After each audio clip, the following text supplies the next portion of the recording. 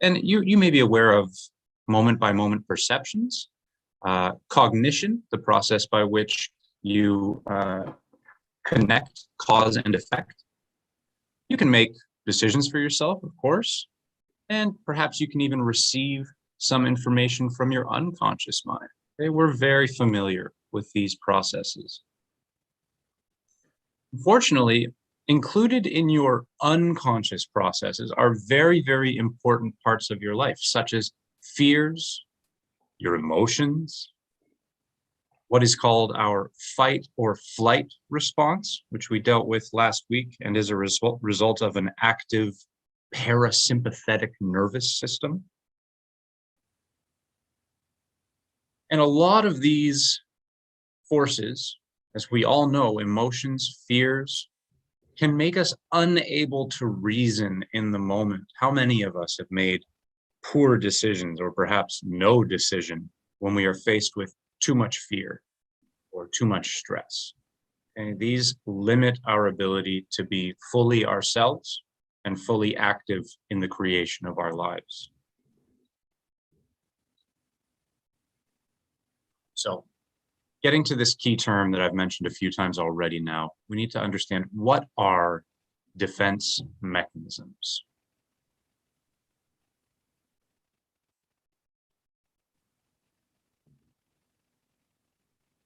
Defense mechanisms are another one of those functions of the unconscious part of our brain, that 90% that we are not always aware of. And they are strategies that your mind uses to protect you from anxious thoughts or feelings. You say, well, Mr. Helsby, how can something that protects us be bad for us? And to that I say, defense mechanisms are not inherently bad. They're important. They are adaptive. They allow us to move through painful experiences or perhaps direct our energy more productively. But when we use them too often, okay, like many parts of our lives, when we don't use defense mechanisms with moderation, they can become problematic. Okay, they are not a perfect solution to every problem.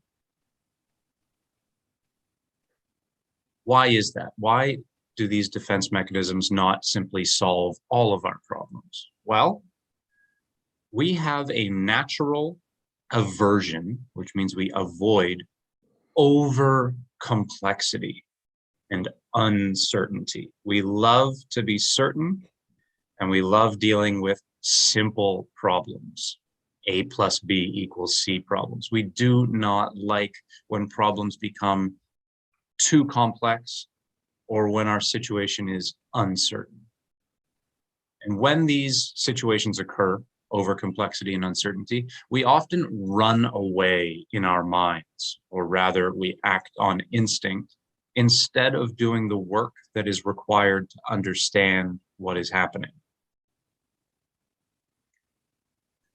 One of the additional resources in today's presentation features a man named Tim Harris, who's become quite popular in certain sectors for his work with productivity, motivation, life enhancement, and life control. One of the lessons that Tim Harris regularly teaches is that most people will unconsciously choose unhappiness over uncertainty.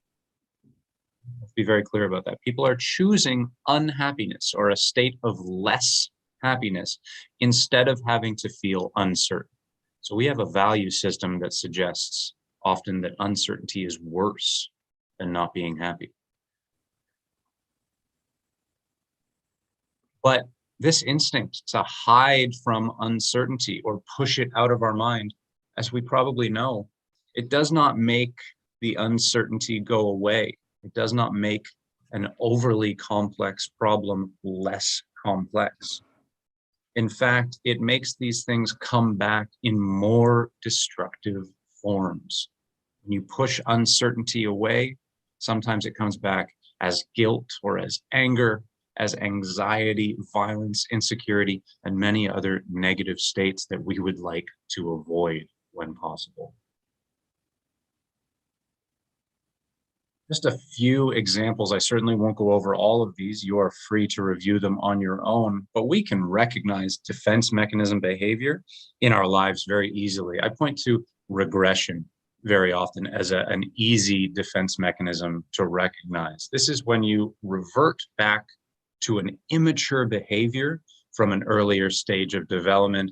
And the classic example of this, of course, is not just children, but even adults throwing temper tantrums when they don't get their way or when a problem is too difficult to solve. So instead of looking at the problem rationally and dealing with it in a mature and systematic manner, instead we punch things, we yell, we cry, we say, oh, this problem is too difficult for me, it's not fair. And we start behaving as we might have behaved at a very earlier part of our lives. This is classic regression.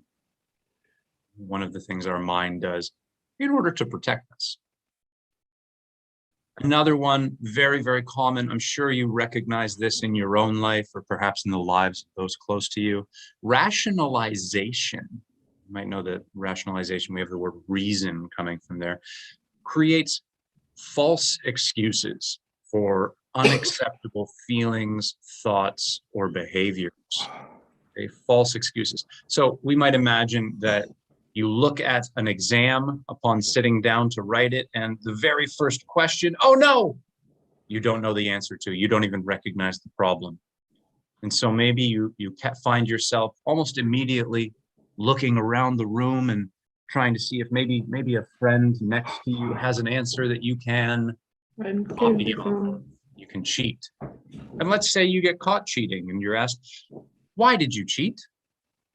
Your mind will almost immediately, instinctually justify your action with a rationalization. In this case, we may say, oh, it's okay to cheat because everyone else was doing it too. Or maybe you'd say, it was the only thing I could do to guarantee my future. Now, these rationalizations are automatically generated by your mind, which is to say that you don't have much control over them. We know this is one of the functions of the left side of the brain. The left side of the brain will create stories and rationalize any situation you're in. We want to avoid that because we want to be able to create reasons ourselves, be conscious and responsible over them. Again, I won't go over all of these. You can review them on your own, but fascinating to see how these different defense mechanisms regularly appear in our lives. Now, why does this matter so much? Why are we spending time together dealing with it today? Well, defense mechanisms have immediate impacts on our everyday lives. Some common examples of this include we often avoid difficult tasks like completing school assignments, practicing skills, maybe music or language learning or sports. We avoid cleaning and budgeting our money, and we avoid reflecting on our performances. Now, if you were to sit down in your most conscious state and ask, should I complete my assignments, practice skills, clean, etc.? Of course you should. And I think all of us, when we are at our best, we do these things almost naturally. And in many cases, we even enjoy the pursuits of these difficult tasks. They can be part of a very good life. But when we are engaging defense mechanisms, often these are the first to go. Defense mechanisms may also cause us to ignore negative signs related to all vectors of our health, our physical health, our social health, etc. We may simply not notice them because we are not in a conscious state. And so these signs, when ignored, may lead to worse outcomes. When it comes to our desire and, in fact, our need to be kind and social with one another, defense mechanisms can make it very difficult to empathize with those who disagree with us or who come from a different background from us. Okay? When we are in disagreement, we are often in over complexity or uncertainty. We disagree because we don't see the problem the way that somebody else does, because it's perhaps more complex or less certain than we believe it to be. If we engage defense mechanisms, we make it very difficult for ourselves to feel what someone else feels, to see their side of the story. That's what empathy is. And of course, we must know that in order to reach a helpful, a useful conclusion to any problem, we must almost always consider multiple sides of that problem. So defense mechanisms can make us worse problem solvers, in a sense, and also less kind to those around us. As we've seen with regression and rationalization, responding with defense mechanisms can simply make us immature and unproductive. If we shout and fight with someone rather than speaking calmly and looking for a solution, our relationship with that person will worsen, and we will not be able to deal with the issue at hand.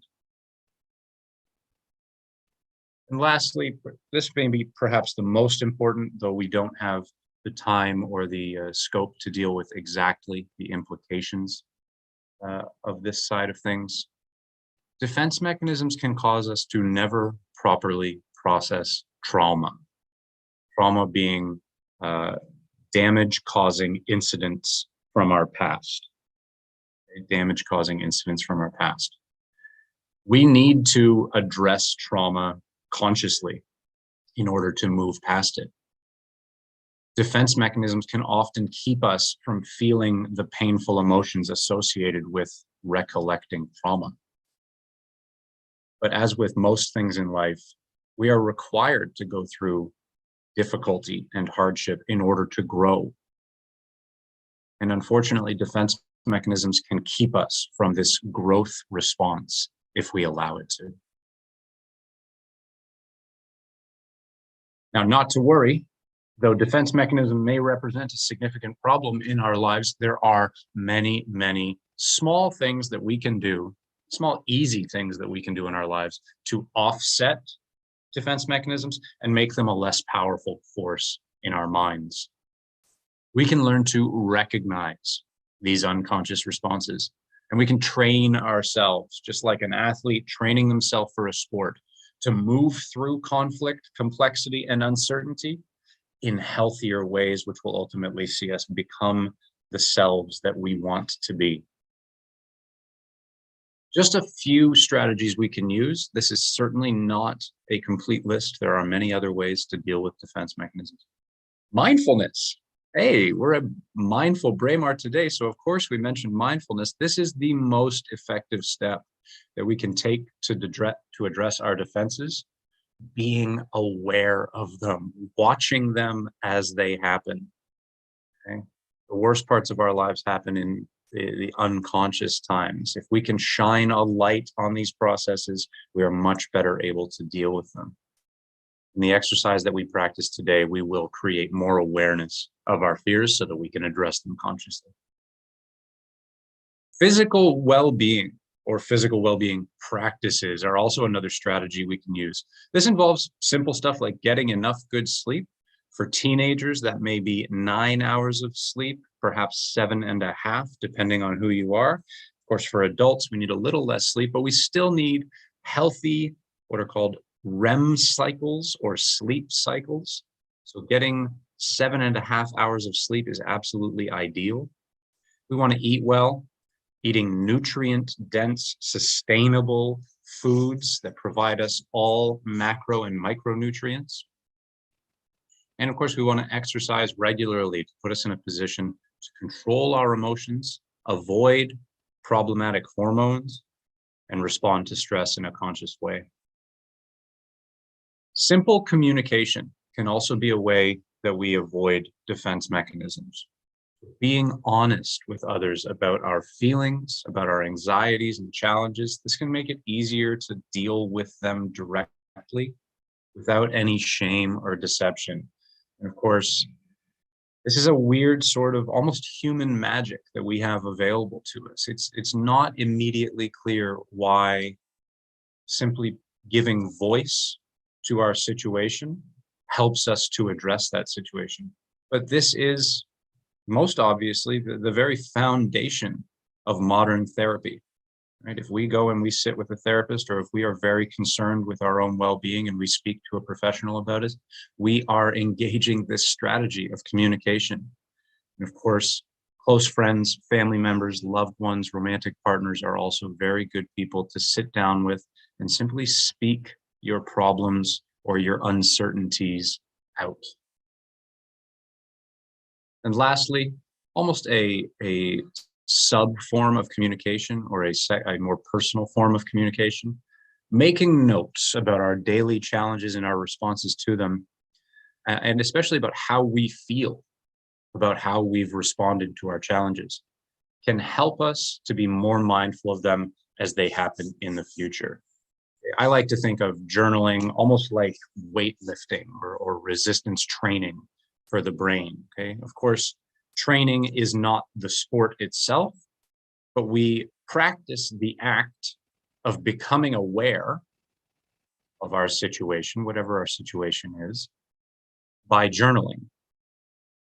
This practice then becomes more instinctual, more automatic, and we may very quickly find ourselves conducting the same process, okay? Becoming aware of how we are dealing with challenges in our day-to-day lives. It will stop being only something that happens when you sit with your journal, and it will start being something that happens second by second as you go through your life.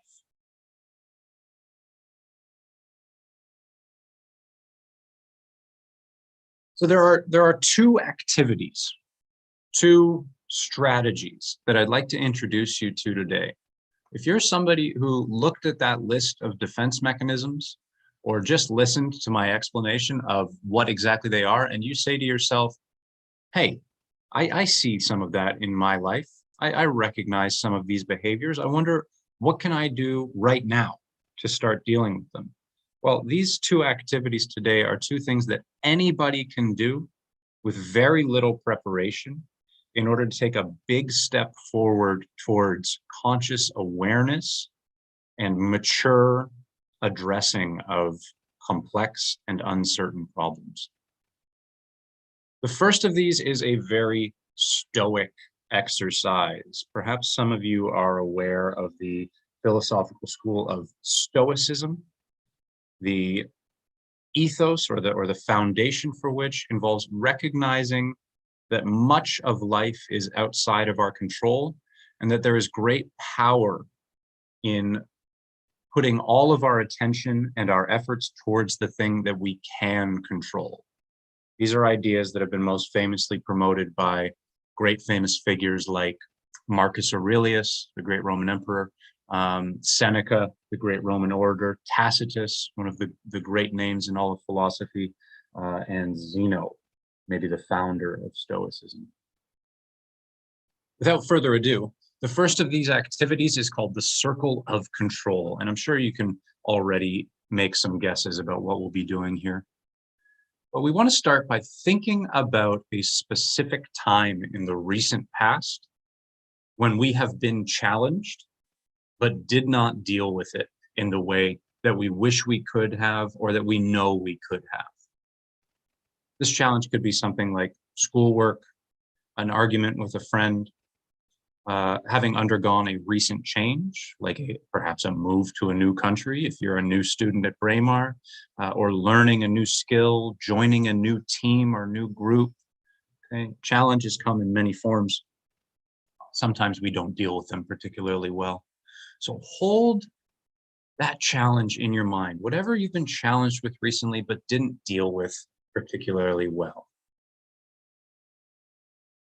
Now, you can simply observe me doing this, or if you want to follow along, you can take a blank piece of paper or perhaps a blank Word document on your computer. And we just want to draw two circles like these below. One circle in the middle, very small, one circle a little bit bigger on the outside. The inside of the big circle represents what is within our control. Of course, the challenge is on the inside, and we can write whatever we had in our mind here.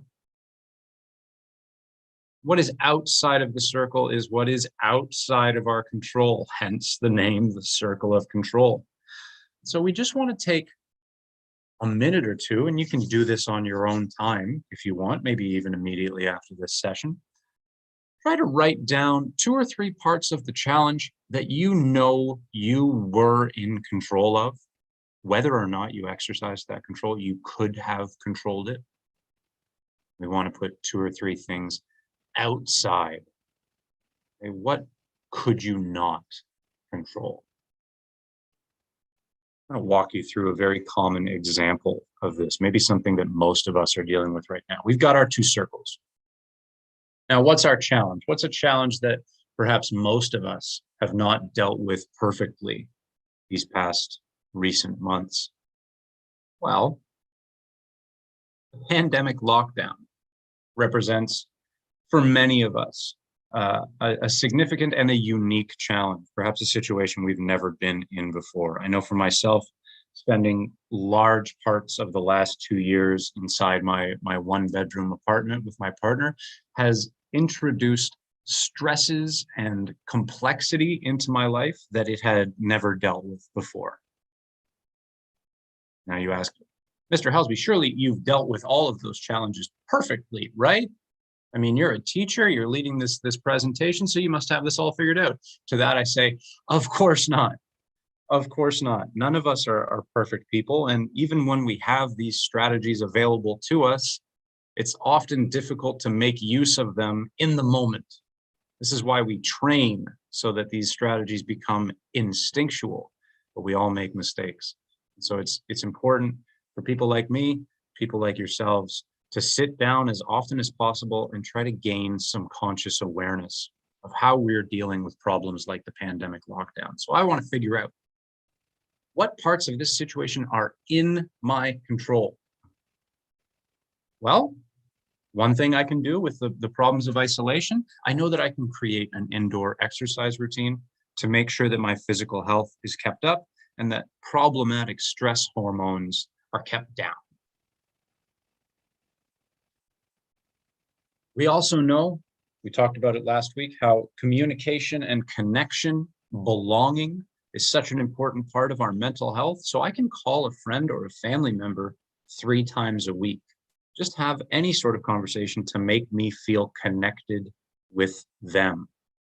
This will lead to more happiness and more security in my life. This is a habit that I'm actually tracking and working on right now. And lastly, I can design a comfortable and distractions-free workspace for myself to make sure that I can be as productive as possible, even though I'm in this new work situation.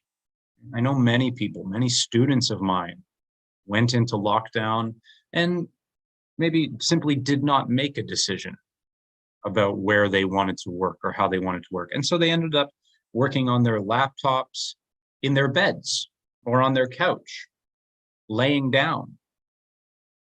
This makes it obviously very difficult to take notes and to be actively involved in the conversations in the class. But we also know that laying down signals the body to down-regulate some of our energy-producing mechanisms, some of the ways that we feel energy. We know that sitting up straight or standing and moving around brings us more energy. So finding a workspace that does that is a way that I can help myself be more productive. Now, what sorts of things can we not control about the pandemic? Well, we can't control when it will be over. Okay, for most of us, we don't get to make those decisions. There's lots of uncertainty there. We're not in control of what policies our authorities, our governments will put into place. This is obviously something that's bringing a lot of stress, anxiety, and anger to people all over the world, not being in control of these policies. We are not in control of how much access we will have to people, settings, and events that we love. Okay? All of us have missed parts of our lives that are important to us these past 2 years. And we're not in control of that. Now you can see, I'm sure you can even remember in your own life, moments when these types of inputs caused us to lose control of our emotions, caused us to feel a lack of energy or motivation, made it more difficult for us to be kind to one another, and probably resulted in a few instances of defense mechanisms. Maybe some of you remember having had a bit of a temper tantrum in the last 2 years where you just broke down, cried, screamed, punched something, right? I would ask you not to feel bad about that, but simply to reflect on how much did that help solve your problem?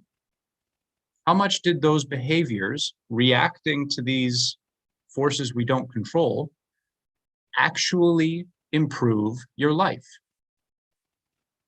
I think if you're anything like me, you have to recognize, you're forced to admit, that when I address these things, because I'm not in control of them, I end up feeling helpless, maybe hopeless.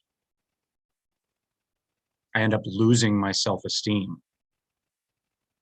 I end up feeling very, very anxious because there's nothing I can do about this.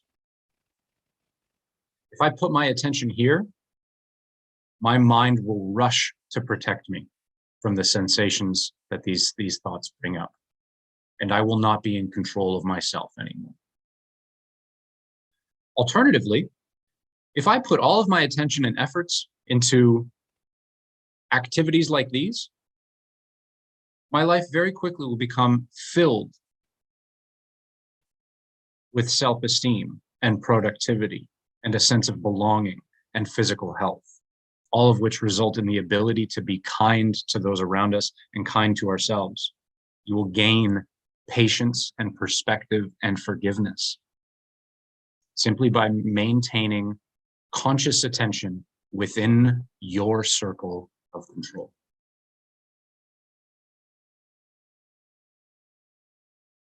Now, again, this is an exercise that any of us can do at any time. And I'd encourage you in the coming week, as much as you can, try to pay attention to the challenges that you face, and especially for challenges that perhaps you don't deal with perfectly.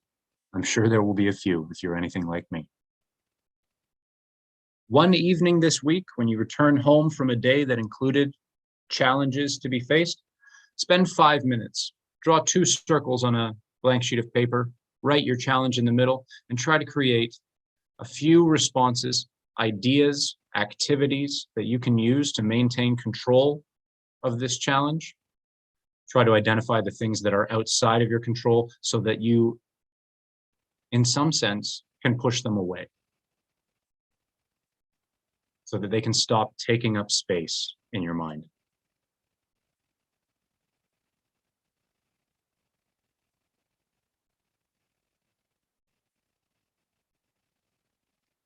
The second and last exercise I want to introduce today is more complex, more complete.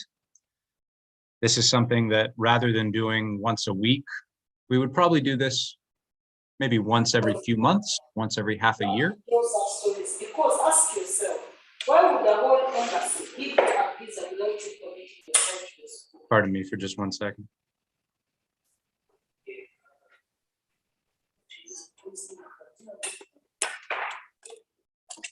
Tomorrow, or Danny, if you're able to just mute any sound coming in, just so everybody can hear what I'm saying. So this second activity is called fear setting, and it's exactly what it sounds like. This is a mindful exercise designed by Tim Ferriss, who I introduced earlier. The main idea of which is to identify our unconscious fears and anxieties and challenges, the stuff that we are not aware of, move them to our conscious mind so that we can deal with them in a healthy way. Okay? If we use the metaphor of the iceberg, again, this would be something like taking something from the bottom of the ocean and bringing it up to the surface so that we can investigate it clearly.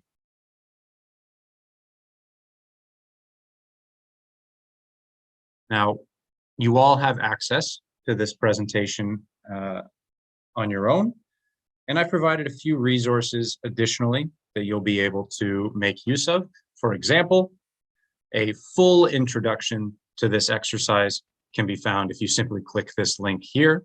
I won't go through it right now, but it's a very, very good 20-minute TED Talk from the aforementioned Tim Ferriss. But the steps to this exercise are quite easy to understand. There are only 3 of them. We call them define, prevent, and repair. The first step is very much like journaling. Okay, we've said that journaling is one of the most helpful responses to defense mechanisms that we can have access to. Defining your fears is a journalistic act of awareness. We simply ask the question, what if the worst case scenarios happen in our lives? You ask yourself, basically the question, what am I so scared of? What is causing me to procrastinate or avoid doing this homework assignment? What is causing me to avoid submitting my college or university applications? What is causing me to avoid this person at school or in my life, avoid having this conversation with them? What is causing me to stay in this job that I hate? What is causing me to avoid asking out that person that I have a romantic interest in? What if the worst case scenario happened? What would my life be like? And we define that for ourselves. The second step, once we have those fears defined, is to strategize ways to prevent the worst case scenarios from happening. Often, the protective function of a defense mechanism will stop us from really looking clearly at something we are scared of.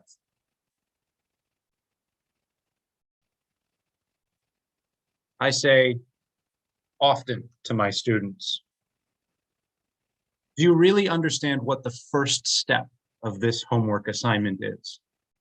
Because I think if you understood the first step, you would find it quite easy.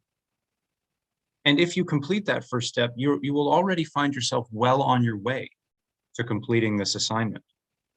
I think often in this example, students will look at a big assignment and say, oh, this is going to take me hours to complete.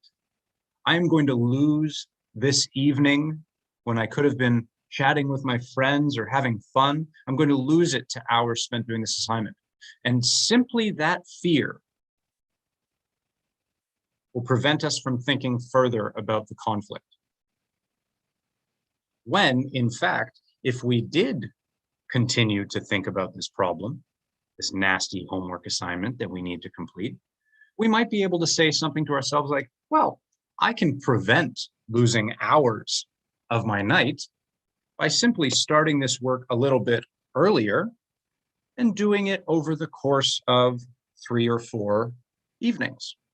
So I'm going to dedicate 1 hour this evening to this homework assignment. And even if I find myself doing very well at it, I'm going to stop after that hour and I'm going to have some fun with my friends. This is a very, very easy example. And of course, not all conflicts are so easily solved.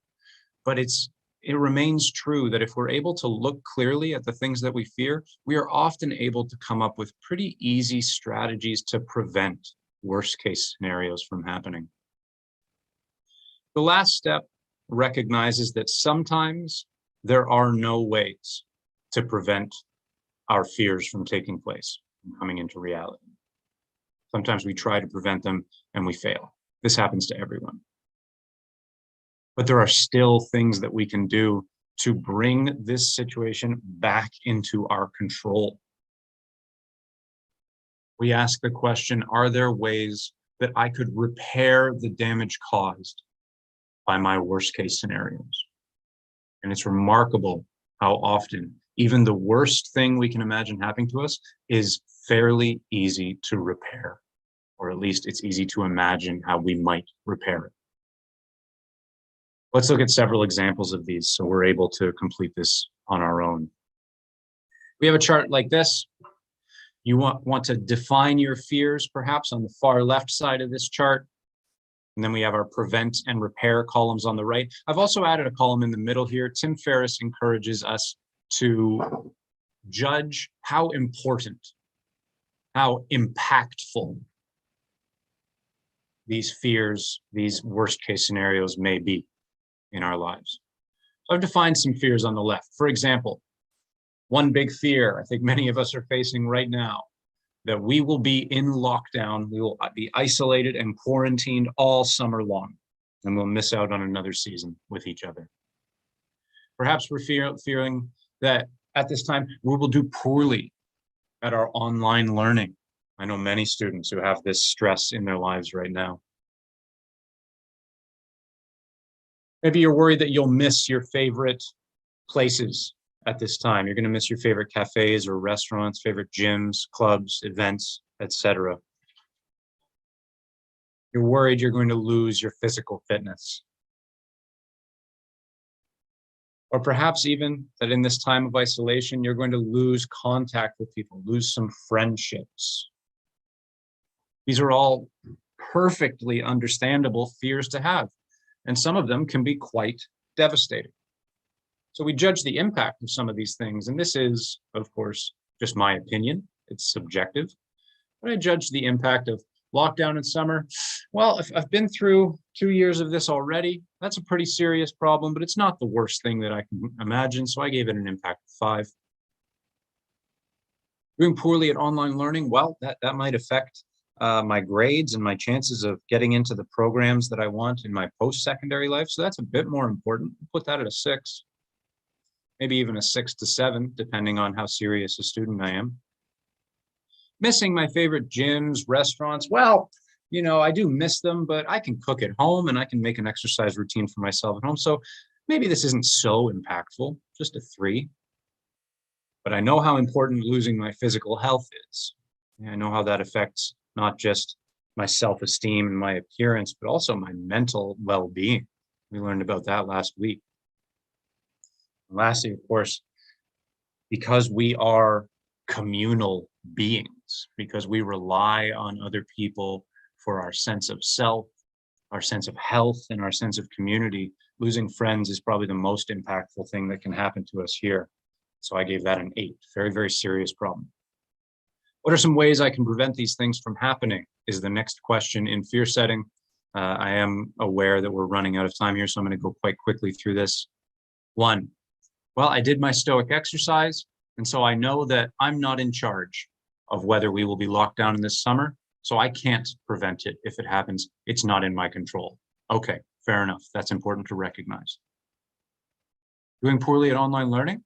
There's lots of stuff I can do to mediate that problem.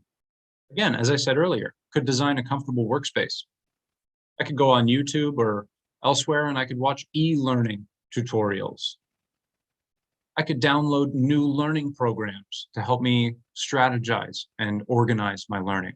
Okay, lots of things I can do to prevent that are within my control.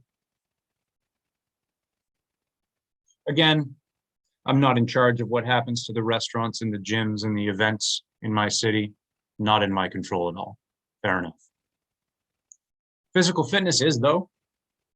I can start doing workouts and yoga lessons that I learned from online, even in the confines of my small little apartment. I can make an indoor exercise schedule for myself to keep myself accountable. And I can make myself motivated by creating rewards for completing each workout. Maybe it's a snack, or maybe it's half an hour spent playing my favorite game online, or maybe calling my mother to make myself feel better, right? Any reward that's going to make me feel good and motivate me to keep doing this. Totally in my control. I am able to prevent the loss of physical fitness at this time. Lastly, how do I prevent losing my friends while we are in isolation? A few different strategies here. I'm sure many of us are using these strategies even now. Scheduling weekly phone calls, creating group chats, so I can share things with my friends like recipes and cool podcasts I find. Maybe I'm going to start a group project online, right? We're going to, as a group of friends, start planning our dream vacation for when this period is over. There's tons of stuff I can do to stay close to my friends during isolation. I can prevent this. Now, what happens if the worst case scenario does take place? What if we are locked down all summer? There's things I can do to repair this damage. I can make sure I get my vitamin D, which I would miss from the sun. I can take every opportunity to get outside, even during isolation, like going grocery shopping, cleaning up my neighborhood, etc. I can start a new hobby this summer to make myself excited about something. Lots of things I can do to repair. If I do start doing poorly at online learning, I can repair this by getting an online tutor. I can contact my school's guidance department to create a new learning plan for me, or even I can retake a course. Believe it or not, to the young people out there, this is not the end of the world. Okay, your life does not end if you are forced to retake a course. We are all in the process of growing. And as I hope you're beginning to realize, growth requires failure. We learn most from what we fail at most. In the great immortal words of the postmodern playwright Samuel Beckett, try again, no matter. Fail again, fail better. We must not recognize failure or doing poorly at our courses as the end of something. It is rather the stimulus towards better things. Incidentally, I did butcher that quote by Samuel Beckett. Apologies for that. How can we repair things like missing out on these fun parts of our lives? Well, we can participate on their social media, or we can try cooking and ordering dishes from our favorite restaurant at home. Nice ways to repair that. Again, if we find ourselves losing our physical fitness, put on a little bit of weight, having less energy, we can begin simple workout routines. We don't need to follow those people online who may be a little bit too advanced. We can just go for a walk. We can shut the door to our bedroom and have a little private dance party. And we can bike down the street. And lastly, if you do find yourself losing contact with your friends, how can you repair those relationships? Well, we can write a letter. These can often be very impactful if we explain how we're feeling. We can organize new group activities, send a gift to someone you love. So what's the point? The main point here, all of these are fears that we often face. If we do not address our fears in a conscious way, then our unconscious mind will use defense mechanisms to protect us from them. And one of the things that protection does is it causes us to be unable to deal with these problems in ways that we would choose. Instead of this, we can do mindful activities like fear setting to decide how we can prevent, and in cases where we can't prevent, how we can repair the damage caused by difficult problems, by uncertainty and overcomplexity.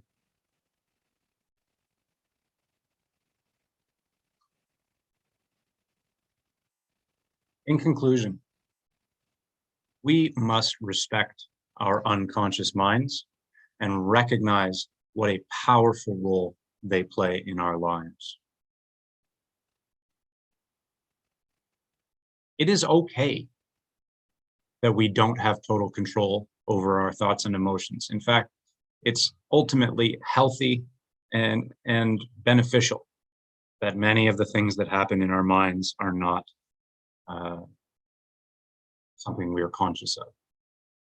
But we can practice specific exercises and strategies to gain more control over time. And if you're a young person out there, if you're in your teenage years, you're well ahead of the game, I think, if you begin practicing just a few of these strategies, maybe even just a few minutes a week. Okay? The benefits will stack up over time, and you will find yourself in a much better position, I think, than those who don't have access to these types of exercises. Of course, we should continue to build as many healthy habits as we can to avoid the sorts of anxious and depressed states that can cause us to act against our own interests. Okay? It's amazing how much a good night's sleep can help us to address problems that even the day before had seemed impossible, problems that had seemed overwhelming.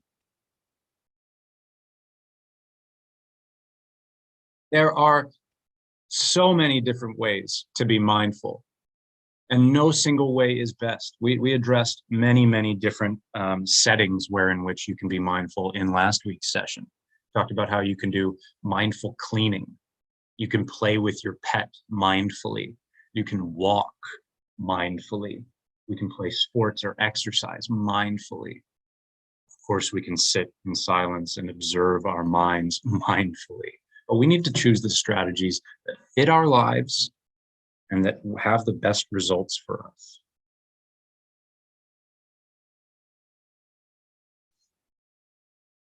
I would encourage you all in the coming week to access the fear-sitting activity sheet that's in the Google Drive folder I provided a link to in our chat already. And you can make use of today's exercises even more easily. Use them whenever you want. Use them weekly, use them monthly, use them yearly. It's up to you.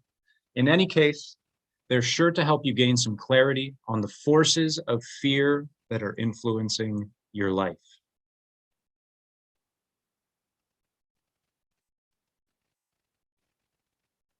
And that, I'm afraid, is it for me today. Again, if you have any trouble accessing this Google Drive folder with all of our resources, as well as those translated sessions, please email us as soon as possible, and we'll send you a curated version of that. Also, if you're somebody who would like to see these sessions translated into your home language, we are happy to do that for you. Please simply send that request, and we'll have translators working on it as quickly as possible. Thank you very much to all of you for being here with me today. And please consider joining us again next week, not Monday the 21st, but rather February 22nd. We'll be running our Mindful Session 3, where we'll look at even more strategies for achieving wellness and balance in our lives. Again, 8:30 a.m. Eastern Standard Time, Tuesday, February 22nd. Thank you all for being here with me today, and I wish you a very good day wherever you are in the world.